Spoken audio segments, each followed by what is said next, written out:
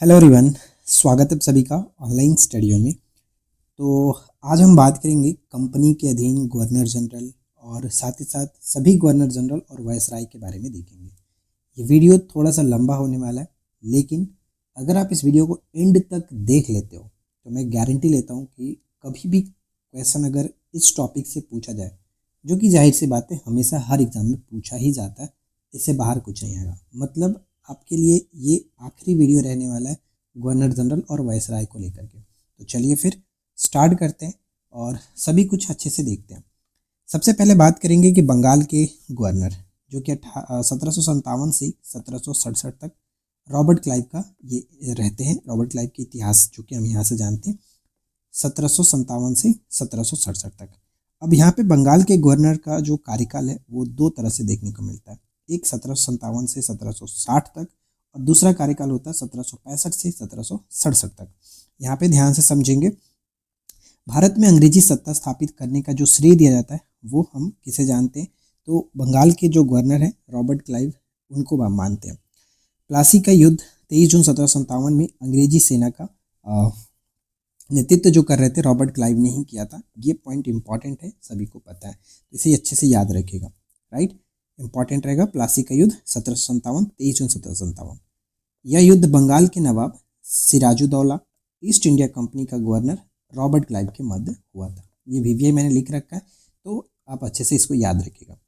ध्यान रखने वाली बात यहाँ पे ये आती है कि इस युद्ध में सिराजुद्दौला की हार हुई क्योंकि उसके सेनापति मीर जाफर तथा दीवान दुर्लभ जो राय थे, इन्होंने धोखा दिया था।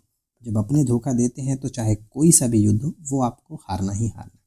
ठीक है, नेक्स्ट यहाँ पे आता है वेदरा का युद्ध। देखिए यहाँ पे मैंने बहुत जो कि स्टार लगाए हैं, इंपॉर्टेंट है, वापस से मैं 1-2 स्टार लगा देता हूँ। वेदरा का युद्ध याद रखिएगा, नवंबर 1759। अब ये इंपॉर्टेंट इसलिए भी होता है, रॉबर्ट क्लाइव और डचों के मध्य ये हुआ और डचों की इसमें हार होती है। वेदरा युद्ध से ही भारत में डचों का पतन शुरू हो चुका था। ये वीवीआई पॉइंट है, याद रखने वाली बात है। स्वास्थ्य कारणों के चलते फरवरी 1760 में वापस इंग्लैंड चला गया। कौन? तो रॉबर्ट क्लाइव की हम बात कर रहे हैं, इसलिए मैंने यहाँ पे ये पॉइंट लिखा है। रॉबर्ट क्लाइव का दूसरा कार्यकाल यहाँ पे आता है। जैसे कि हमने स्टार्टिंग में देखा था कि बंगाल के गवर्नर, जब यहाँ पे रॉबर्ट क्लाइव के इतिहास के बारे में बात करें तो इसको 2 कार्यकाल में बांटा जाता है, तो वही यहाँ पे अब दूसरा कार्यकाल इसका आता है। 1765 में इन्हें दोबारा से बंगाल का गवर्नर गवर्नर और कलकत्ता की सिलेक्ट जो कमेटी के अध्यक्ष बनाया गया। 1765 में मीर जाफर की मृत्यु हो गई और रॉबर्ट क्लाइव ने उसके पुत्र नज्म उद-दौला को बंगाल का नवाब बनाया, लेकिन सारे अधिकार अपने पास रखे, मतलब एक तरह से कठपुतली की तरह। ठीक है, इस तरह बंगाल में द्वैत शासन की स्थापना होती है। तो पूछा जाता है कि द्वैत शासन की स्थापना किसके समय में हुआ था? तो रॉबर्ट क्लाइव के समय में हुआ था। ये प्रश्न पूछा जाता है और इसे समाप्ति किया था वारन हेस्टिंग्स ने। ये चीज़ हम आगे देखेंगे। इलाहाबाद की प्रथम संधि होती है जब 1765 का बक्सर का युद्ध, 1764 में बक्सर का युद्ध होता है, उसके बाद इलाहाबाद की प्रथम संधि 12 अगस्त 1765 को होती है। रॉबर्ट क्लाइव और दिल्ली के शासक शाह आलम द्वितीय के मध्य होता है। इस संधि से क्लाइव को बिहार तथा उड़ीसा की दीवानी प्राप्त हुई। इस तरह से द्वैत शासन की व्यवस्था बंगाल से बिहार तथा उड़ीसा में भी स्थापित हो चुका था। ठीक है, अगर आपको ये पीडीएफ चाहिए तो पीडीएफ के लिए मैंने बता रखा है कि आपको एप्लीकेशन पे जाना पड़ेगा।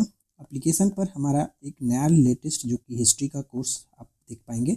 सिर्फ और सिर्फ अगर आपको पीडीएफ ही चाहिए तो हिस्ट्री का अलग आपको पीडीएफ का कोर्स मिल जाएगा, जिसमें तीनों हिस्ट्री, एंशिएंट हिस्ट्री, मिडाइवल और मॉडर्न, ये तीनों हिस्ट्री के मैंने कवर करके अलग एक नोट्स बना दिया, अलग एक बैच बना दिया। वो उसको ज्वाइन करेंगे तो सारा नोट्स आपको एक जगह मिल जाएगा। अब आता है इलाहाबाद की दूसरी संधि, 16 अगस्त 1765। ऊपर में हमने देखा इलाहाबाद की प्रथम संधि 12 अगस्त 1765 को, दूसरा होता है 16 अगस्त 1765। रॉबर्ट क्लाइव और अवध के नवाब शुजाउद्दौला के बीच होता है। पहला वाला शाह आलम द्वितीय के बीच हुआ था। ठीक है, दूसरा वाला अवध के नवाब शुजाउद्दौला के मध्य। इस संधि से रॉबर्ट क्लाइव अवध में जो कि मुफ्त व्यापार करने का अधिकार तथा अवध में अंग्रेजी सेना रखने का अधिकार प्राप्त हो चुका था। ठीक है, नेक्स्ट आता है श्वेत विद्रोह क्या है। श्वेत विद्रोह, ध्यान दीजिए कि 1765 में रॉबर्ट क्लाइव ने ईस्ट इंडिया कंपनी में फैले भ्रष्टाचार को रोकने के लिए सभी अधिकारियों और सैनिकों से एक प्रतिज्ञा पत्र पर हस्ताक्षर करने का आदेश दिया, जिसका सैनिकों ने विरोध किया था। इसी को श्वेत विद्रोह कहा जाता है। ठीक है, इसी को श्वेत विद्रोह कहा जाता है। रॉबर्ट क्लाइव ने सैनिक सुधार के लिए क्लाइव फंड नामक एक संस्था की स्थापित की थी, जिससे सैनिकों को सेवानिवृत्ति के बाद कुछ पेंशन मिल सके। तो यहाँ पे एक चीज़ ध्यान रखा, हो सकता है कि पूछ ले कि किसने सैनिक सुधार के लिए क्लाइव फंड, तो वैसे तो नाम से क्लियर हो जाएगा क्लाइव यहाँ पे, तो क्लाइव फंड की स्थापना कौन करेगा? भाई क्लाइव ही करेगा। तो अगर पूछे कि किससे संबंधित था, तो इस संस्था का संबंध था कि सैनिकों को सेवानिवृत्ति के बाद कुछ पेंशन मिल सके। यहाँ पे हम देखेंगे 1767 में रॉबर्ट क्लाइव वापस इंग्लैंड चले गए, मतलब एक बार इंग्लैंड गया फिर वापस आया, फिर उसके बाद ये फिर से वापस चले गए। 1767 में इनका फाइनल हो जाता है। 2 नवंबर 1774 को रॉबर्ट क्लाइव ने आत्महत्या कर ली थी। ये हमें नहीं जानना क्यों किया था, क्यों नहीं करना था, ये हमारे एग्जाम के रिलेटेड नहीं है। बस अगर आपसे पूछ लिया जाए कि रॉबर्ट क्लाइव ने आत्महत्या कब की थी, तो 1774 का आपको याद रखना है, बस इतना ही इंपॉर्टेंट है। ठीक है, अब आता है हमारा बरेलॉस्ट या फिर कह सकते हैं बलसट। यहाँ पे देखिए 1767 में इन्हें बंगाल का गवर्नर बनाया गया। इसके समय में प्रथम मैसूर युद्ध हुआ था। प्रथम मैसूर युद्ध के समय अगर पूछे कि बंगाल का गवर्नर कौन था, तो फिर बेरेलास्ट था, ये याद रखना है। प्रथम आंग्ल मैसूर युद्ध जो होता है 1767 से 69 के बीच होता है। और मैंने आप लोगों को युद्ध और संधि से रिलेटेड सारी चीज़ें प्रोवाइड करा दी है। ठीक है, युद्ध और संधि पर एक अलग वीडियो मैंने बताया था, अभी हाल फिलहाल में मैंने अपलोड किया नोट्स वाला फॉर्मेटिंग। अगर आपने उसको नहीं देखा तो फिर आप बिल्कुल भी आप सीरियस नहीं हो आपके एग्जाम को लेकर के।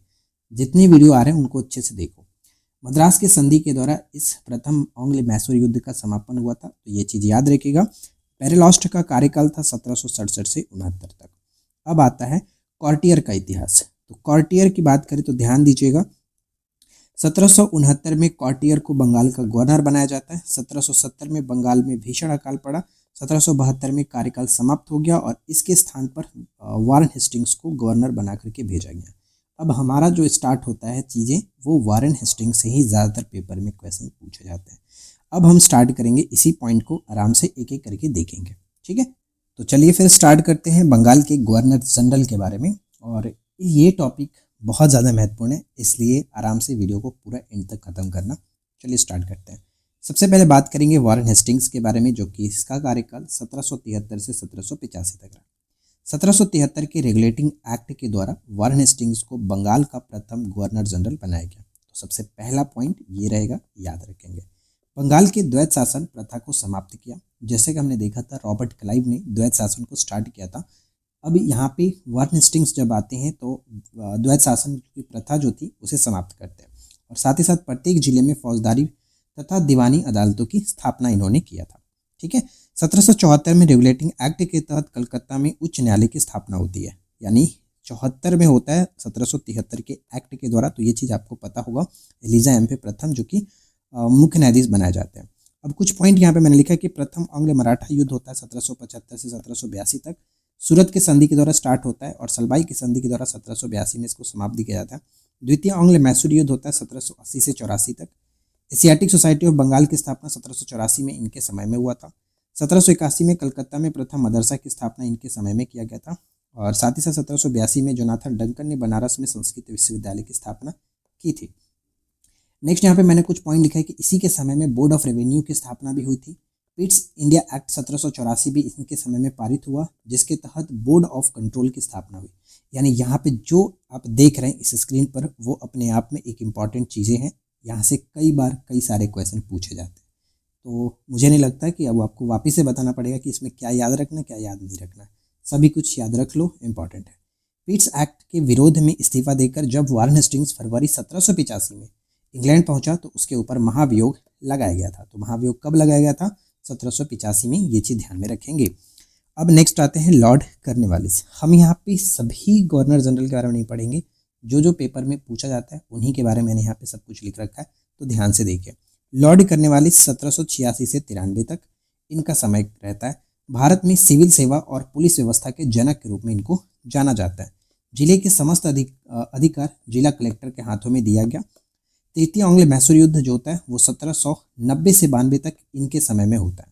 साथ ही साथ स्थायी बंदोबस्त पद्धति 1793 में लॉर्ड कॉर्नवालिस ने स्टार्ट की। बंगाल, बिहार तथा उड़ीसा, इसके तहत जमींदारों को भू राजस्व का लगभग 90% कंपनी को तथा 10% अपने पास रखना था। इसने जिले में पुलिस थाना की स्थापना कर एक दरोगा को मतलब इसका इंचार्ज बनाया था। तो आज जो आप सब इंस्पेक्टर की प्रिपरेशन कर रहे हैं वो किनकी देन है? लॉर्ड कॉर्नवालिस की देन है। इसलिए यहाँ पे पुलिस व्यवस्था के जनक के रूप में इनको जाना जाता है। ठीक है, तो ये सारी चीज़ें याद रखिए। एक पॉइंट याद रखना है कि तृतीय आंग्ल मैसूर युद्ध जो हुआ, इसका समापन श्रीरंगपट्टनम के संधि के द्वारा 1792 में हो गया था। ठीक है, चलिए आगे बढ़ते हैं। अब जो नेक्स्ट स्लाइड आता है हमारा, वो ध्यान रखने वाली बात है। नेक्स्ट स्लाइड लॉर्ड वेलेस्ली से। लॉर्ड वेलेस्ली से क्या है, 1798 से 1805 तक इनका कार्यकाल रहता है। भारत में अंग्रेजी साम्राज्य को विस्तारित करने और स्थायित्व यानी स्टेबिलिटी प्रदान करने के लिए सहायक संधि व्यवस्था की इन्होंने शुरुआत की थी। इनसे जो ज़्यादातर प्रश्न पूछा था यही पॉइंट है, सहायक संधि की शुरुआत किसने की थी? लॉर्ड वेलेस्ली ने किया था। वेलेस्ली से पूर्व फ्रांसीसी गवर्नर डुप्ले ने भारत में सहायक संधि का प्रयोग किया था। ये पॉइंट भी इंपॉर्टेंट है। अब देखिए, कुछ चीज़ें होती हैं जो बार बार आपसे मिलाने के लिए पूछा जाता है कि सहायक संधि करने वाले राज्यों का क्रम क्या है, वो मिलाना है। जैसे सबसे पहले हैदराबाद के जो निजाम थे उन्होंने 1798 में ये सहायक संधि को स्वीकार किया। उसके बाद मैसूर आता है, फिर तंजौर, अवध 1801 में, पेशवा, फिर भोसले, फिर उसके बाद आते हैं ग्वालियर, सिंधिया 1804 में। एक चीज़ हमेशा प्रश्न आपसे पूछा जाएगा कि निम्नलिखित में से कौन जो कि सहायक संधि को स्वीकार नहीं किए थे, तो वो बंगाल था, ये याद रखिएगा। ठीक है, हमेशा ये प्रश्न देखने को मिलता है। बंगाल इसमें शामिल नहीं था, जैसे कि आप देख पा रहे हैं। ठीक है, सहायक संधि के क्या क्या प्रावधान थे वो समझ लीजिए। संधि करने वाले राज्य कंपनी से सैन्य सुरक्षा तो पाएंगे, इसके साथ ही उस राज्य को अपनी राजधानी में एक अंग्रेजी रेजिमेंट को रखना अनिवार्य था। ठीक है, फोर्ट विलियम कॉलेज की स्थापना इन्हीं के समय में हुआ था। स्थापना 10 जुलाई 1800 को हुआ था। ये जो डेट आप देख रहे हैं ना, 10 जुलाई, एक बार एग्जाम में यही चीज़ पूछा गया था डेट के साथ। तो एक डेट बहुत इंपॉर्टेंट है, इसलिए मैं बोलता हूँ कि खास करके जब मॉडर्न हिस्ट्री आप पढ़ रहे हैं तो डेट अच्छे से पढ़ो। 10 जुलाई 1800 को।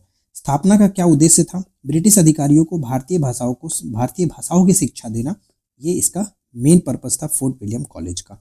वेलेस्ली को बंगाल का शेर कहा जाता था। ठीक है, बंगाल के शेर के नाम से इसको जाना गया। मद्रास प्रेसिडेंसी 1801 का सृजन इसी के समय में हुआ था। नेक्स्ट क्या आता है कि द्वितीय आंग्ल मराठा युद्ध 1803 से 1805 में होता है। यानी प्रथम आंग्ल मराठा युद्ध हमने देखा था 1775 से 1782, सूरत के संधि के द्वारा स्टार्ट और सलबाई की संधि के द्वारा समापन हुआ। चतुर्थ आंग्ल मैसूर युद्ध भी 1799 में इन्हीं के समय में हुआ था। इसी युद्ध में टीपू सुल्तान की मृत्यु हो गई थी। ठीक है, टीपू सुल्तान की मृत्यु इसी युद्ध में होता है। अब नेक्स्ट पे आते हैं हम लोग सर जॉर्ज वारलो 1805 से 1807। इनके समय की एकमात्र महत्वपूर्ण घटना जो कि प्रतियोगी परीक्षा की दृष्टि से आवश्यक है वो है सिपाही विद्रोह। 1806 में हुआ था सिपाही विद्रोह। यह विद्रोह 1806 में वेलोर में हुआ, जिसमें कई अंग्रेज सिपाही मारे गए थे। 1905 में राजपुर घाट की संधि इनके समय में एक और घटना है, मैंने यहाँ पे नोट डाउन कर दिया। ठीक है, तो यहाँ तक किसी प्रकार का कोई दिक्कत नहीं होना चाहिए। अगर आपने अभी तक वीडियो को लाइक नहीं किया तो अब क्या वीडियो खत्म होने के बाद लाइक करोगे? पीडीएफ के बारे में मैंने आपको बता ही दिया है, पीडीएफ आपको हमारे एप्लीकेशन पर मिल जाएगा, तो पीडीएफ के लिए आप निश्चिंत रहो। अब नेक्स्ट आते हैं लॉर्ड मिंटो प्रथम, जिनका समय 1807 से 1813 तक होता है। अमृतसर की संधि इनके समय की एक घटना जो कि इंपॉर्टेंट रहेगी। 25 अप्रैल 1809 रणजीत सिंह और अंग्रेजों के बीच मध्यस्थता इसमें किया था चार्ल्स मेटेकॉफ ने। ठीक है, चार्ल्स मेटेकॉफ ने अध्यक्षता किया था। नेक्स्ट क्या है कि 1813 का चार्टर एक्ट बहुत इंपॉर्टेंट है। ये एक्ट याद रखने वाली बात है, इसी के समय में पारित हुआ था लॉर्ड मिंटो प्रथम, जिनका समय 1807 से 1813 तक था। ठीक है, अंग्रेजों ने भारत में शिक्षा के लिए हर साल 1 लाख रुपए देने का जो फैसला है वो इसी चार्टर एक्ट के द्वारा किया था, 1813 के चार्टर एक्ट में। राइट, चाय और अफीम के व्यापार को छोड़कर अंग्रेजों का व्यापारिक एकाधिकार भारत में समाप्त हो गया था। यानी चाय और अफीम के व्यापार को छोड़ करके अंग्रेजों का भारत में व्यापार समाप्त हो चुका था और चीन के साथ व्यापार शुरू हुआ। और ये जो चीज़ें हैं पूछी जाती है कि पूरी तरह से समाप्त कब हुआ, तो 1833 के चार्टर एक्ट के द्वारा। ठीक है, तो ये पॉइंट याद रखना इंपॉर्टेंट है, आपके एसआई पेपर में ऑलरेडी ये चीज़ पूछा भी गया था। लॉर्ड हेस्टिंग्स आते हैं 1813 से 1823। वारेन हेस्टिंग्स हमने देखा था, उनका समय था, पीछे हमने देख लिया। ठीक है, अब यहाँ पे हम जो बात करने वाले हैं वह है लॉर्ड हेस्टिंग्स, दोनों अलग अलग हैं, वो चीज़ ध्यान रखिएगा। आंग्ल नेपाल युद्ध इनके समय की एक घटना है जो कि 1814 से 1816 में, इसमें नेपाल के अमर सिंह को आत्मसमर्पण करना पड़ा। मार्च 1816 में हेस्टिंग्स और गोरखा के बीच संगौली की संधि के द्वारा आंग्ल नेपाल युद्ध का अंत होता है। संगौली की संधि के तहत होता यह है कि काठमांडू में एक ब्रिटिश रेजिमेंट रखना स्वीकार किया गया और इस संधि के द्वारा अंग्रेजों को शिमला, मसूरी, रानीखेत और नैनीताल प्राप्त हो चुके थे। तो संगौली की संधि 1816, मार्च 1816 याद रखना, ठीक है। इस संधि के कारण वर्तमान में भारत और नेपाल के बीच काला पानी सीमा का विवाद जारी है, काला पानी का विवाद जारी है, ठीक है। नेक्स्ट आता है तृतीय आंग्ल मराठा युद्ध 1817 से 1818 में हुआ और पेशवा पद समाप्त किया गया। 1817 से 1818 में पिंडारियों का दमन, ये पॉइंट याद रखना है, जिसके नेता चीतू, वासिल मोहम्मद तथा करीम खां थे। पिंडारियों का दमन बस याद रखना 1817 से 1818 में। 1822 में टेनेसी एक्ट या फिर इसको कस्तकारी अधिनियम लागू किया गया था। हस्तक्षेप नन इंटरवेंशन जो है यानी हस्तक्षेप की नीति को समाप्त कर दिया गया, जिसका अनुसरण सर जॉन सोर ने किया था। प्रेस सेंसरशिप को समाप्त किया गया। बॉम्बे में यहाँ पे कह सकते हैं रैयतवाड़ी की और महलवाड़ी जो प्रणाली है इसकी शुरुआत की गई थी। किनके समय में? तो लॉर्ड हेस्टिंग्स के समय में। कई बार ये पूछा जाता है कि पिंडारियों का दमन किसने किया, तो लॉर्ड हेस्टिंग्स ने किया था, ये पॉइंट याद रखिएगा। हस्तक्षेप की नीति याद रखना है, सेंसरशिप को किसने समाप्त किया, प्रेस सेंसरशिप को। तो ये सारी चीज़ें लॉर्ड हेस्टिंग्स से संबंधित है, इंपॉर्टेंट है, ठीक है। आगे बढ़ते हैं। नेक्स्ट स्लाइड आता है लॉर्ड एमहर्स्ट, जो कि 1823 से 1828 तक इनका कार्यकाल रहता है। प्रथम आंग्ल वर्मा युद्ध जो होता है वो 1824 से 26 में इनके समय की सबसे महत्वपूर्ण घटनाओं में से एक है। 1825 में ब्रिटिश सेना के सैनिक कमांडर ने वर्मा सेना को परास्त कर 1826 में यार्डवू की संधि की और इसी संधि के द्वारा प्रथम आंग्ल वर्मा युद्ध का समापन होता है। 1824 का बैरकपुर का सैन्य विद्रोह भी लॉर्ड एमहर्स्ट के समय में ही हुआ था, तो ये याद रखिएगा 1824 का। फिर आते हैं लॉर्ड विलियम बेंटिंग, इनको कैसे भूला जा सकता है। इनके बाद ही तो हमारे भारत में जो गवर्नर जनरल जो पद था, बंगाल का जो गवर्नर जनरल होते थे, इनको भारत का गवर्नर जनरल बनाया गया। लॉर्ड विलियम बेंटिंग 1828 से 1833 तक इनका कार्यकाल है। 1803 ईस्वी में मद्रास के गवर्नर की हैसियत से भारत ये आए हुए थे। 1833 ईस्वी के चार्टर एक्ट द्वारा बंगाल के गवर्नर्स को भारत का गवर्नर जनरल बना दिया गया, अतः भारत के प्रथम गवर्नर जनरल के रूप में जाना जाता है लॉर्ड विलियम बेंटिंग को, ठीक है, लॉर्ड विलियम बेंटिंग। नेक्स्ट है कि इनके काल में कोई युद्ध नहीं हुआ, शांति का काल रहा। 1829 में राजा राम मोहन राय की सहायता से सती प्रथा पर प्रतिबंध लगाया, इसके बाद शिशुवध पर भी प्रतिबंध लगाया गया, कन्या भ्रूण हत्या पर, ठीक है। इनके काल में देवी देवताओं को नर बलि देने की प्रथा का भी अंत कर दिया गया था, ये भी एक अच्छा था। 1833 का चार्टर एक्ट पारित हुआ इनके समय में, तो भारत में अंग्रेजों का व्यापारिक एकाधिकार पूरी तरह से समाप्त, यही वर्ड याद रखना है, पूरी तरह से समाप्त हुआ। बंगाल के गवर्नर जनरल का पद समाप्त हुआ क्योंकि बंगाल के गवर्नर को भारत का गवर्नर जनरल बना दिया गया। बेंटिंग भारत के गवर्नर जनरल के रूप में 1833 से 1835 के तक थे, ठीक है, क्योंकि जब ये एक्ट पारित हुआ उसके बाद इनको कार्यकाल दिया गया था, तो 1833 से 1835 तक भारत के गवर्नर जनरल के रूप में इनको जाना जाता है। कलकत्ता में प्रथम मेडिकल कॉलेज की स्थापना। लॉर्ड मैकाले भारतीय न्यायिक प्रणाली के जनक के रूप में जाना जाता है। लॉर्ड मैकाले की सलाह पर 1835 में अंग्रेजी को भारत में आधिकारिक भाषा घोषित किया गया, ये कल मैंने आपको वीडियो प्रोवाइड कराया, उसमें आपको बताया गया था। फिर आते हैं सर चार्ल्स मेटकॉफ, इनको हम लोग जानते हैं जो कि भारतीय प्रेस मुक्तिदाता के रूप में, ये प्रश्न हमेशा पूछा जाता है। चार्ल्स मेटकॉफ ने भारत में समाचार पत्रों पर लगे प्रतिबंध को समाप्त किया, इसी कारण इन्हें भारतीय प्रेस का मुक्तिदाता कहा जाता है। मोस्ट इंपॉर्टेंट पॉइंट रहेगा, तो उम्मीद है यहाँ तक किसी तरह का कोई दिक्कत नहीं हुआ। इसके बाद हमारा नेक्स्ट पॉइंट आता है लॉर्ड ऑकलैंड। तो देखिए ये भी बहुत इंपॉर्टेंट है क्योंकि इनके समय भी एक प्रथम आंग्ल अफगान युद्ध देखने को मिलता है, जो कि अपने आप में इंपॉर्टेंट पॉइंट ये बन जाता है। 1838 से 1842 तक प्रथम आंग्ल अफगान युद्ध होता है। 1839 में ऑकलैंड ने कलकत्ता से दिल्ली तक ग्रैंड ट्रंक रोड की मरम्मत भी करवाई थी, तो ये भी इंपॉर्टेंट है, वीवीआई रहेगा। भारतीय विद्यालयों को डॉक्टरी की शिक्षा हेतु विदेश जाने की जो अनुमति दी गई थी वो ऑकलैंड के समय में ही दी गई थी। और एक बेहद ही महत्वपूर्ण पॉइंट यहाँ पे हमें देखने को मिलेगा लॉर्ड एलनबरो के साथ। लॉर्ड एलनबरो इनका समय 1842 से 44 तक रहता है। प्रथम आंग्ल अफगान युद्ध यहाँ पे समाप्त होता है इनके समय में। स्टार्टिंग यहाँ पे हुआ था ऑकलैंड में, लेकिन खत्म हुआ पर एलनबरो में। एलनबरो का नाम हम यहाँ से जानते हैं कि 1841 में एलनबरो ने चार्ल्स नेपियर को असैनिक एवं सैनिक शक्तियों के साथ सिंध भेजा था। नेपियर ने, यहाँ पे देखिए ये प्रश्न ऑलरेडी कई बार पूछा गया पेपर में, नेपियर ने अगस्त 1843 में सिंध को पूर्ण रूप से ब्रिटिश साम्राज्य में मिला लिया। तो कई बार प्रश्न आपसे ये पूछा गया है कि सिंध को ब्रिटिश साम्राज्य में कब मिला गया था, तो 1843, राइट, ये याद रखेंगे। ध्यान रखने वाली बात यहाँ पे है कि 1843 के एक्ट 5 के द्वारा दास प्रथा का उन्मूलन एलनबरो के समय में हुआ था। एकदम मोस्ट इम्पॉर्टेंट है, ठीक है। चलिए अब आते हैं लॉर्ड हार्डिंग, जो कि 1844 से 1848 तक रहते हैं। प्रथम आंग्ल सिख युद्ध इनके समय में होता है 1845 से 46 में, ठीक है। हार्डिंग सिख युद्ध जो कि लाहौर की संधि के द्वारा समाप्त होता है। नरबली प्रथा पर प्रतिबंध इनके द्वारा लगाया गया था, हार्डिंग के द्वारा। फिर आते हैं लॉर्ड डलहौजी, इनको कैसे छोड़ सकते हैं, इनके समय की बात करें तो लॉर्ड डलहौजी 1848 से 1856, अर्ल ऑफ डलहौजी भी इनको कहा जाता है।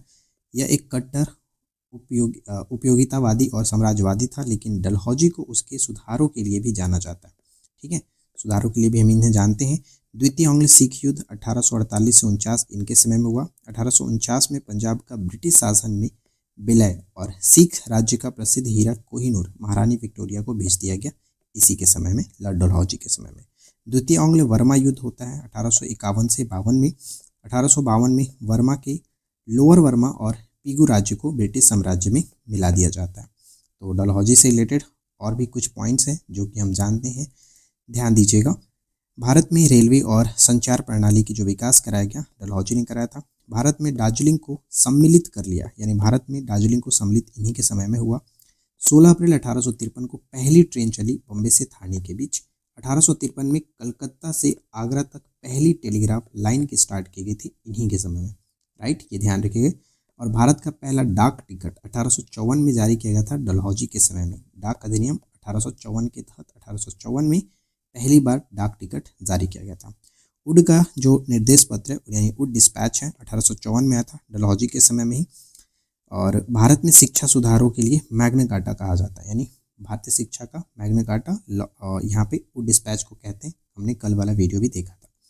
व्यपगत के सिद्धांत को लाया गया, यानी डॉक्ट्रिन्स ऑफ लैप्स जो है, ये इनके समय में आया था। पहला सिक्का उसका हुआ था सतारा 1848 में, जयपुर और संबलपुर 1849 में, उदयपुर 52, झांसी 53 होता है, नागपुर 1854 पर कब्जा किया गया था, ठीक है। 1852 में इनाम कमीशन की स्थापना की गई थी, ये ध्यान रखिएगा। उद्देश्य भूमि कर रहित जागीरों का पता कर उन्हें छीनना था। इसके बाद नेक्स्ट आता है 1856 का अवध को कुशासन का आरोप लगा करके अंग्रेजी राज्य में मिला लिया गया। कुशासन की प्रथा के द्वारा अवध को अंग्रेजी साम्राज्य में मिलाया गया था 1856 में, ये पॉइंट याद रखिएगा। 1856 में तोप खाने के मुख्यालय को कलकत्ता से मेरठ हस्तांतरित किया गया। सेना का मुख्यालय शिमला में स्थापित किया गया। ये 2 पॉइंट इंपॉर्टेंट है। हिंदू विधवा पुनर्विवाह अधिनियम इन्हीं के समय में पारित हुआ और शिमला को ग्रीष्मकालीन राजधानी बनाया गया डलहौजी के समय में। तो डलहौजी से रिलेटेड इतने सारे चीज़ें हैं जो कि हमें याद रखना। अब आते हैं लॉर्ड कैनिंग, ये भी बहुत ही महत्वपूर्ण है। भारत का अंतिम इनको गवर्नर जनरल माना जाता है, क्योंकि इसके बाद फिर वायसराय हो गए थे। 1857 का विद्रोह सबसे महत्वपूर्ण घटना थी इनके समय की, राइट, लॉर्ड कैनिंग के समय में। 1857 के विद्रोह के पश्चात बहादुर शाह को रंगून निर्वासित कर दिया गया था। भारत का प्रथम, अगर वायसराय बात करें, यानी अंतिम गवर्नर जनरल और प्रथम वायसराय ये बनते हैं। 1858 में ब्रिटिश संसद द्वारा पारित अधिनियम द्वारा इसे भारत का प्रथम वायसराय बनाया गया था। कार्यकाल में आईपीसी, सीपीसी जैसी दंडा विधियों को पारित किया गया। लंदन विश्वविद्यालय की तर्ज पर 1857 में कलकत्ता, मद्रास और बम्बई विश्वविद्यालय की स्थापना की गई थी, ठीक है। नेक्स्ट क्या आता है, भारतीय परिषद अधिनियम 1861 पारित हुआ। कैनिंग के समय में ही भारतीय इतिहास का प्रसिद्ध नील विद्रोह 1859-60 में हुआ था। नील विद्रोह पर एक पुस्तक भी लिखी गई थी, जो कि नील दर्पण एक नाटक था दीनबंधु मित्र के द्वारा, वो चीज़ याद रखिएगा। कैनिंग के समय में विधवा पुनर्विवाह अधिनियम 1856 स्वतंत्र रूप से लागू हुआ था, ठीक है। नेक्स्ट क्या कह रहा है कि सर जॉन लॉरेंस 1864 से 69 तक अफगानिस्तान में हस्तक्षेप न करने की नीति का पालन उन्होंने किया था, लॉरेंस ने। कलकत्ता, बम्बई, मद्रास में उच्च न्यायालयों की स्थापना की गई थी लॉरेंस के समय में। पंजाब में काश्तकारी अधिनियम पारित किया गया था इन्हीं के समय में। उतना इंपॉर्टेंट नहीं था लॉरेंस वाला, लेकिन अब आता है लॉर्ड मेयो। क्यों इंपॉर्टेंट है ये समझिए। लॉर्ड मेयो 1869 से 72 तक इनका समय रहता है।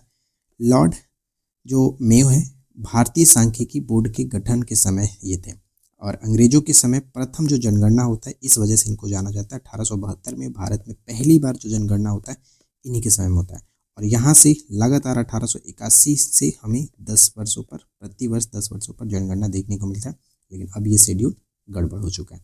नेक्स्ट कह रहा है कि लॉर्ड नॉर्थब्रुक 72 से 76 तक रहते हैं। बंगाल भयंकर अकाल इनके समय में आता है। पंजाब में कूका आंदोलन जो होता है वो इन्हीं के समय में होता है, ये पॉइंट याद रखिएगा। कूका आंदोलन लॉर्ड नॉर्थब्रुक के समय में। स्वेज नहर खुल जाने से भारत एवं ब्रिटेन के बीच व्यापार में वृद्धि होने लगी। लॉर्ड लिटन 1876 से 80 तक, ये मोस्ट इंपॉर्टेंट रहेगा। ओवेन मेरेडिथ के नाम से इनको जाना जाता है। कई बार ये प्रश्न तो पूछा ही गया कि ओवेन मेरेडिथ के नाम से किसे जानते हैं। लॉर्ड लिटन को। प्रथम दिल्ली दरबार का आयोजन इनके समय में किया गया था, और एक राज्य अधिनियम पारित करके 1877 में ब्रिटेन की महारानी विक्टोरिया को कैसर ए हिंद की उपाधि से विभूषित किया गया। ठीक है। वर्नाकुलर स्पेस एक्ट, सबसे महत्वपूर्ण पॉइंट ये रहेगा, वर्नाकुलर स्पेस एक्ट को किसने पारित किया था?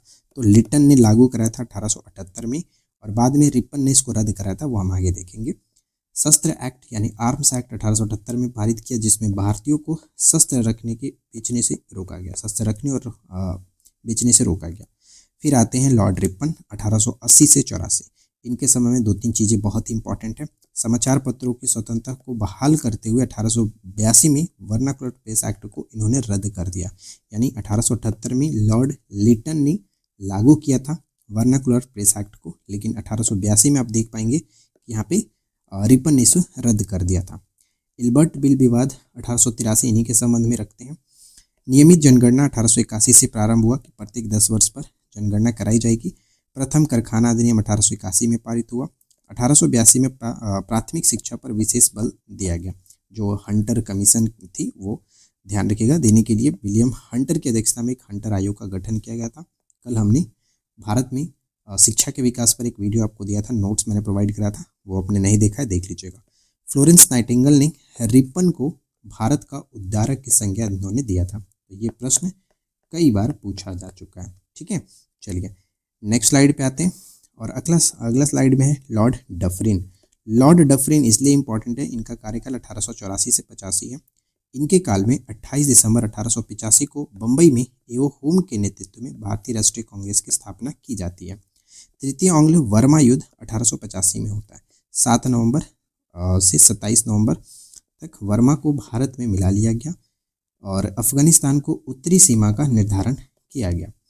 देखिए, पहला आंग्ल वर्मा युद्ध हुआ था 1824 से 26 में, दूसरा हुआ था 1852 में, और तीसरा यहाँ पे होता है 1885 में। तो ये तीनों आंग्ल वर्मा युद्ध याद रखना है। युद्ध और संधि पर मैं अलग वीडियो बना चुका हूँ, नहीं देखा आपने देख लीजिएगा। लॉर्ड लैंसडाउन आते हैं 1888 से 94 तक। ध्यान दीजिए कि भारत और अफगानिस्तान के बीच सीमा, जिसे डुरंड रेखा के नाम से जाना जाता है, इसका निर्धारण 1893 में लॉर्ड लैंसडाउन के समय में ही हुआ था। दूसरा कारखाना अधिनियम 1891 में आता है, पहला 1881 था। ठीक है, दूसरा आपका आता है 1891 में। 1891 में एज ऑफ कंसेंट बिल पारित होता है। लड़कियों के लिए उम्र 10 साल और 12 साल, 10 साल से बढ़ा करके 12 साल कर दिया गया था इस एक्ट के द्वारा, एज ऑफ कंसेंट बिल के द्वारा। ठीक है, नेक्स्ट कह रहा है कि लॉर्ड कर्जन, ये भी इंपॉर्टेंट है, बंगाल विभाजन की इनको हम जानते हैं। पुलिस आयोग का गठन किया गया था इनके समय में, और अध्यक्ष बनाए गए थे सर एंड्रूज फ्रेजर।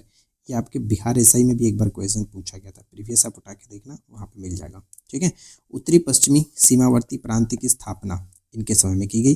विश्वविद्यालय आयोग 1902 के जो है गठन किया गया, सर थॉमस रेले की अध्यक्षता में। भारतीय विश्वविद्यालय अधिनियम 1904 बना था, यह हमने कल बात किया हुआ है।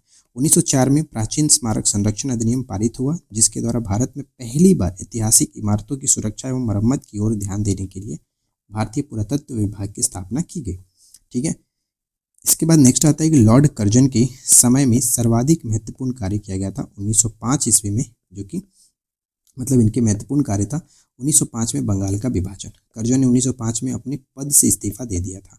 कर्जन की जो प्रमुख पुस्तक रहे, यहाँ से क्वेश्चन पूछा जाता है प्रॉब्लम ऑफ द फॉरेस्ट, ये बार बार पूछा जाता है, इसलिए इसे भी याद रखिए। जो यहाँ पे कह सकते हैं Persia and the Persian question, tale of travels, ये 3 पुस्तक इनकी थी, याद रखना। चलिए आगे बढ़ते हैं। इसके बाद हम देखते हैं कि लॉर्ड मिंटो द्वितीय के बारे में। इनका कार्यकाल 1905 से लेकर के 1910 तक रहा। अब इसके बाद जो भी है वो बहुत महत्वपूर्ण है, तो थोड़ा सा अच्छे से ध्यान में रखिएगा। 1906 में मुस्लिम लीग की स्थापना होती है। मुस्लिम लीग पर मैंने एक अलग वीडियो आप लोगों को प्रोवाइड करा है, अगर आपने नहीं देखा तो मुस्लिम लीग पर स्पेशल आप वीडियो देख लेना, जिसमें आपको सब कुछ मुस्लिम लीग से रिलेटेड मैंने बताया है। बहुत ही बेहतरीन तरीके से नोट्स फॉर्मेट प्रोवाइड किया मुस्लिम लीग का, तो आप इसे ज़रूर चेकआउट कर लीजिएगा। 1907 में कांग्रेस का सूरत अधिवेशन, जिसमें कांग्रेस का विभाजन हुआ था, किनके समय में? लॉर्ड मिंटो द्वितीय के समय में। लॉर्ड मिंटो के समय में ही मार्ले मिंटो सुधार अधिनियम, जो कि 1909 हम जानते हैं, ये पारित हुआ था।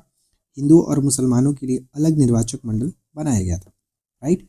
खुदीराम बोस की फांसी दी गई थी 11 अगस्त 1908 को, इन्हीं के समय में, ये इंपॉर्टेंट है। 1908 में तिलक को 6 वर्ष की सज़ा सुनाई गई थी, क्योंकि उन्होंने प्रफुल्ल चाकी और खुदीराम बोस के बम हमले का समर्थन किया था। एक बार मैंने पेपर में देखा था कि ये पूछा गया था कितने वर्ष के लिए इनको सज़ा सुनाई गई थी, 6 वर्ष के लिए, ये याद रखिएगा। अब आते हैं लॉर्ड हार्डिंग द्वितीय। 1910 से 1916 तक इनका कार्यकाल रहता है। 1911 में जॉर्ज पंचम के आगमन पर दिल्ली दरबार का आयोजन किया गया था। साथ ही साथ बंगाल विभाजन को रद्द किया गया 1911 में। प्रथम विश्व युद्ध का प्रारंभ जो होता है 1914 में, जिसके लिए वह भारत का समर्थन पाने में सफल रहा। तो ये ध्यान रखिएगा, किसके समय में? लॉर्ड हार्डिंग द्वितीय के समय में। भारत की राजधानी कलकत्ता से दिल्ली स्थानांतरित कर दिया गया लॉर्ड हार्डिंग द्वितीय के समय में। हार्डिंग के समय में ही 1913 में फिरोज शाह मेहता ने बॉम्बे क्रॉनिकल एवं गणेश शंकर विद्यार्थी ने प्रताप का प्रकाशन किया था। तो ये 2 चीज़ें जो है हमेशा पूछा जाता है कि बॉम्बे क्रॉनिकल किसके द्वारा? तो फिरोज शाह मेहता, और गणेश शंकर विद्यार्थी की तरफ से प्रताप, तो ये याद रखना। 1916 में पंडित मदन मोहन मालवीय ने बनारस हिंदू विश्वविद्यालय का स्थापना की और हार्डिंग को कुलपति भी नियुक्त किया। इसका उद्घाटन इन्होंने ही किया था। नेक्स्ट है कि लॉर्ड चेम्सफोर्ड 1916 से 1921। 1916 में कांग्रेस और मुस्लिम लीग में समझौता हुआ, जिसे लखनऊ पैक्ट के नाम से जानते हैं, लखनऊ समझौता के नाम से जानते हैं। खिलाफत आंदोलन की शुरुआत होती है इसी में शौकत अली, मोहम्मद अली और मौलाना अबुल कलाम आज़ाद के द्वारा। बाद में गांधी जी द्वारा चलाए गए असहयोग आंदोलन का भी समर्थन मिला था। 1920 में Mohammedan Anglo Oriental college Aligarh मुस्लिम विश्वविद्यालय की स्थापना, ये देखिए 1920 में मोहम्मडन एंग्लो ओरिएंटल जो कॉलेज था, जिसकी स्थापना 1875 में सर सैयद अहमद खां के द्वारा की गई थी। बाद में अलीगढ़ मुस्लिम विश्वविद्यालय ये बन चुका है, तो ये चीज़ याद रखेंगे। तो यहाँ तक मुझे नहीं लगता कोई डाउट होना चाहिए, आपको अच्छे से सब कुछ ध्यान में रखिए। नेक्स्ट क्या है कि चेम्सफोर्ड के कार्यकाल में सर सिडनी रॉलेट के अध्यक्षता में एक कमेटी नियुक्त करके रॉलेट एक्ट मार्च 1919 में पारित किया गया था, जिससे मजिस्ट्रेटों को यह अधिकार मिल गया कि वह किसी भी संदेहास्पद स्थिति वाले व्यक्ति को गिरफ्तार कर उस पर मुकदमा चला सकते हैं। और बाद में गांधी जी ने इसे ही काला कानून का संज्ञा दिया था। चेम्सफोर्ड के समय में ही 1919 में जलियांवाला बाग हत्याकांड होता है 13 अप्रैल 1919 को। भारत सरकार अधिनियम 1919 व मॉन्टेग्यू चेम्सफोर्ड सुधार लाया गया था। 1916 में पुणे में महिला विश्वविद्यालय की स्थापना और 1917 में शिक्षा पर सैंडलर आयोग की नियुक्ति की गई थी और चेम्सफोर्ड के समय में, तो ये याद रखेंगे। नेक्स्ट है कि लॉर्ड रीडिंग 1921 से 1926। रॉलेट एक्ट को वापस ले लिया गया। 1921 में केरल में मोपला विद्रोह इनके समय में होता है। अली मुस्लिया जिसके नेता हैं, खिलाफत आंदोलन का ही रूप था, यानी जो ये मोपला विद्रोह है एक तरह से मानते हैं कि खिलाफत आंदोलन का ही एक रूप था, जिसके नेता वरियन कुनाथ और कुंज अहमद हाजी, साथी कोया थगल और अली मुस्लियार थे। अली मुस्लियार सबसे जो कि फेमस थे। लॉर्ड रीडिंग के ही समय में 5 फरवरी 1922 को चौरी चौरा की घटना हुई, जिसके वजह से गांधी जी ने अपना असहयोग आंदोलन वापस ले लिया और इसको स्थगित करने के बाद स्वराज पार्टी का गठन 1923 में होता है। ये प्रश्न हमने बात किया है। प्रिंस ऑफ वेल्स भारत का यात्रा 1921 में। भारतीय कम्युनिस्ट पार्टी का जो गठन है 1925 में MS जो कि रॉय के द्वारा किया जाता है। स्वराज पार्टी का गठन 1900 यहाँ पे एक्चुअली 23 होता है। 1923 में ध्यान रखिएगा, 1 जनवरी 1923 में चित्तरंजन दास, नरसिंह चिंतामन केलकर और मोतीलाल नेहरू के द्वारा होता है, राइट। लॉर्ड इरविन आते हैं फिर 1926 से 1931। यहाँ पे देखिए कि 1919 की गवर्नमेंट ऑफ इंडिया एक्ट की समीक्षा करने के लिए इनकी नियुक्ति होती है लॉर्ड इरविन की। 1928 में साइमन कमीशन जब आता है उस वक्त भी यही थे लॉर्ड इरविन।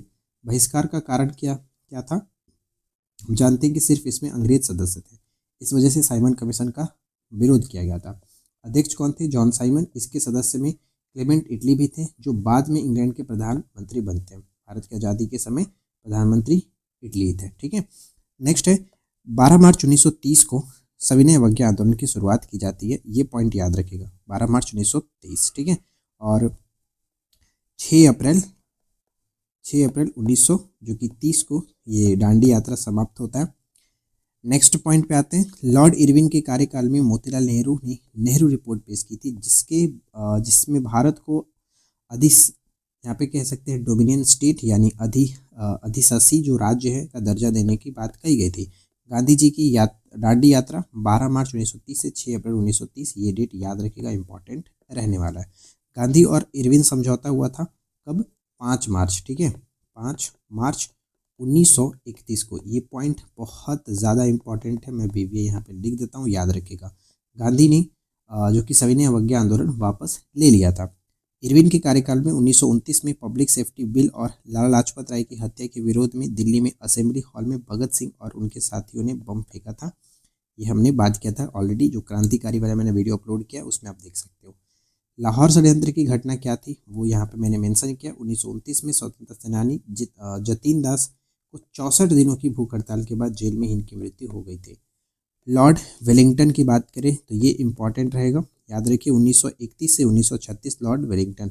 द्वितीय और तृतीय गोलमेज सम्मेलन इनके समय में होता है। 1934 में गांधी जी के दोबारा सविनय अवज्ञा आंदोलन शुरू करते हैं 1934 में। 1932 में देहरादून में भारतीय सेना अकादमी की स्थापना होती है। भारत शासन अधिनियम 1935 पारित हुआ और 1937 में इसे अलग हो गया। 1935 के अधिनियम पर ध्यान दीजिएगा, वर्मा जो है वो भारत से अलग हुआ था 1937 में, अधिनियम 1935 का था। ये कंफ्यूज कर सकता है, जैसे क्वेश्चन पूछे वैसे आपको आंसर टिक करना है। नेक्स्ट क्या कह रहा है कि भारतीय किसान सभा की स्थापना इनके समय में होता है। नेक्स्ट है कि पूना समझौता, पूना पैक्ट 24 सितंबर 1932 को, ये मोस्ट इंपॉर्टेंट, महात्मा गांधी और अंबेडकर के बीच ये हुआ था। अब आते हैं लॉर्ड लिनलिथगो, ये अपने आप में महत्वपूर्ण हो जाता है। क्यों, क्योंकि इनके समय की एक घटना जो कि भारत छोड़ो आंदोलन बहुत ज़्यादा फेमस है। 1939 में सुभाष चंद्र बोस ने कांग्रेस छोड़कर के फॉरवर्ड ब्लॉक नामक एक अलग पार्टी का गठन किया था। पहली बार मुस्लिम लीग द्वारा 1940 में पाकिस्तान की मांग की गई। 1942 में क्रिप्स मिशन भारत आया था। भारत छोड़ो आंदोलन हुआ, इनके समय की एक बहुत ही महत्वपूर्ण घटना है 1943 की, याद रखिएगा। गांधी जी ने करो या मरो का नारा इसी आंदोलन में दिया था। 1940 में व्यक्तिगत सत्याग्रह जो कि प्रारंभ हुआ, ये इंपॉर्टेंट पॉइंट है, राइट। चलिए अगले पॉइंट पे आते हैं और हम अब लास्ट स्टेज की तरफ बढ़ चुके हैं। लॉर्ड वेवेल 1943 से 1947। 1945 में शिमला में एक समझौते का आयोजन किया गया, जिसे हम लोग शिमला समझौता या फिर वेवेल प्लान के नाम से जानते हैं, 1945, ठीक है। 1946 में नौसेना का विद्रोह हुआ था। 1946 में अंतरिम सरकार का गठन भी किया गया था। ब्रिटेन प्रधानमंत्री क्लेमेंट इटली ने 20 फरवरी 1947 को भारत को स्वतंत्र करने की घोषणा कर दी थी। फिर आते हैं लॉर्ड माउंटबेटन, यहाँ पे ध्यान दीजिए 21 फरवरी 1947 से 15 अगस्त 1947 तक इनका कार्यकाल है। भारत के अंतिम वायसराय के रूप में इनको जाना जाता है। 3 जून 1947, कभी कभी पूछा था कि 3 जून योजना का संबंध किससे था, किस वायसराय से था, तो लॉर्ड माउंटबेटन। 3 जून 1947 को भारत के विभाजन की घोषणा इन्होंने किया। 3 जून योजना के नाम से इसको जाना जाता है। 4 जुलाई 1947 को ब्रिटिश संसद में भारतीय स्वतंत्रता अधिनियम प्रस्तुत किया गया, जिसे 18 जुलाई 1947 को पारित करके भारत की स्वतंत्रता की घोषणा कर दी गई, राइट। नेक्स्ट आता है कि इस अधिनियम द्वारा भारत के विभाजन करके भारत और पाकिस्तान नाम से 2 राज्यों में बांटा गया। फिर है 15 अगस्त 1947 को भारत अपना स्वतंत्र हो गया। यहाँ पे मैंने एक इमोजी दिया है जो कि हम जानते हैं। नेक्स्ट यहाँ पे कह रहा है कि एक नोट में छोटा सा पॉइंट है, चक्रवर्ती राजगोपालचारी, सी राजगोपालचारी भारत की स्वतंत्रता के बाद 1948 में सी राजगोपालचारी को स्वतंत्र भारत के प्रथम गवर्नर जनरल नियुक्त किया गया। तो ये इम्पॉर्टेंट है, पूछा जाता है। तो देखिए अगर आपने इस वीडियो को यहाँ तक दिखा है तो सबसे पहले तो आप कमेंट में जय हिंद लिखो, ताकि मुझे पता चले कि कितने लोग यहाँ तक इस वीडियो को वॉच किए। इस वीडियो को शूट करने में मुझे बहुत समय लगा। अगर आपने यहाँ तक देख लिया है तो मुझे अच्छा लगेगा कि आपने यहाँ तक वीडियो को वॉच किया।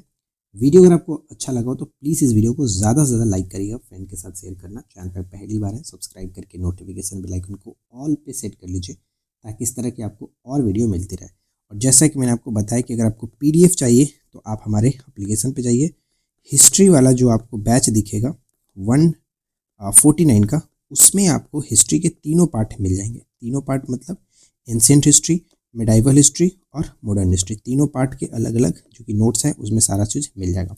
अगर सिर्फ और सिर्फ आपको ज्योग्राफी के नोट्स चाहिए तो ज्योग्राफी के 2 पार्ट हमने बना रखे, इंडियन और वर्ल्ड। इसके लिए भी आपको हमारे एप्लीकेशन पर जाना पड़ेगा और वहाँ पे अलग आप पे करना चाहते हैं तो 19 कर सकते हैं। लेकिन आप चाहते हैं कि इकट्ठे सभी सब्जेक्ट का नोट्स मिले तो फिर आप उसके लिए बिहार SI का या फिर बिहार SSC वाला जो बैच है CGL वाला, दोनों में से किसी एक को ज्वाइन कर लो, जिसकी प्राइस 399 है। अगर आपने इसको ज्वाइन कर रखा है तो बहुत अच्छी बात है, नहीं किया तो इसे कर लीजिए। इसमें आपको सारी स्टडी मटेरियल हमारा मिल जाएगा। ठीक है, तो इस वीडियो में इतना ही, मिलते हैं नेक्स्ट क्लास में। Thanks for watching, keep watching, keep learning, have a good day.